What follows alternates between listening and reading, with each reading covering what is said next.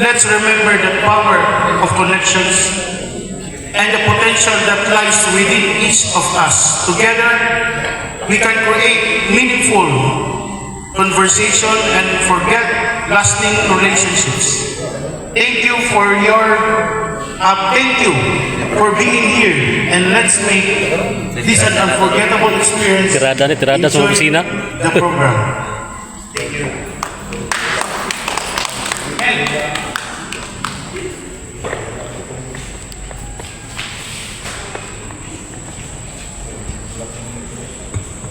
So sunod, ato ang sa history nga nabuhat si Busina, kanang background or rationale, pwede na ko ihatag kay Mr. Sumili Jesse or our chairman sa Sumailo. Balakpak po, siya manitog. Thank you, beautiful MC.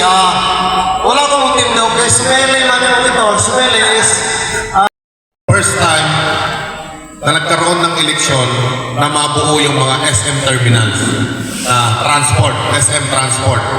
So, tinawag namin itong SM Malls Integrated Transport Terminals.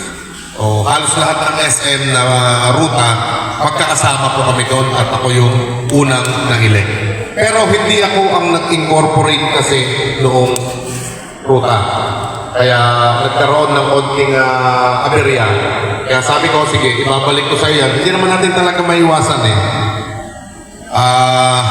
Nagpatawag ng eleksyon, hindi matanggap na ako yung nanalo. Parang gano'n lang. So, sabi ko, magbubuo na lang ako. So, SM Malls Integrated Transport Terminals, umisip lang din ako ng kaparehas na acronym nun. Samahang Manibela, Mananakay at nagkaisang terminal ng transportasyon. So, yun yung naka-registered sa SEC. So, dumami na ng dumami. So, 2019 ko lang po yan pina-incorporate sa SEC. Pero nagsimula po kami sa SM Malls. Nagkaroon ng samahan 2013 pa, hindi ako nagkakamali. Kasi, yung mga terminals, ipinamamahala na ni SM sa mga mayayaman niyang kanegosyo din.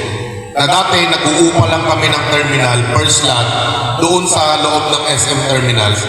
Nagkaroon na ngayon ng mag-increase, triple na. At kada labas namin, napakalaki ng sinisingil, may monthly pa. So, gano'n ang nangyari kaya nabuo yung Manibela para itapat doon sa kumontrata sa lahat ng terminal ng SM. So, malaki yan. So, ano talaga, mga kapitalista talaga to na walang ibang ginawa kundi perahan yung mga maliliit na drivers at operators. So, noon pa lang, nakikipaglaban na tayo sa kapakanan ng mga drivers at operators.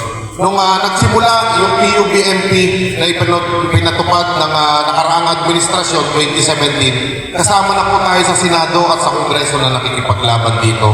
Hindi naman para basta kontrahin lamang. Gusto nating maliwanagan kung ano ba talaga ang purpose nito, bakit kailangan i-phase out yung ating mga jeepney at unang-una sa lahat, bakit kailangan i-surrender namin yung mga prangkisang pag-aari na natin. Yun yung pinakamabigat. Parang mayroon akong sariling bahay, magkakapit bahay tayo, may kanya-kanya tayong titulo ng bahay at lupa, and then i-consolidate mo sa akin. Papayag ka ba? Walang pinagkaiba yan doon sa ating mga prangkisa.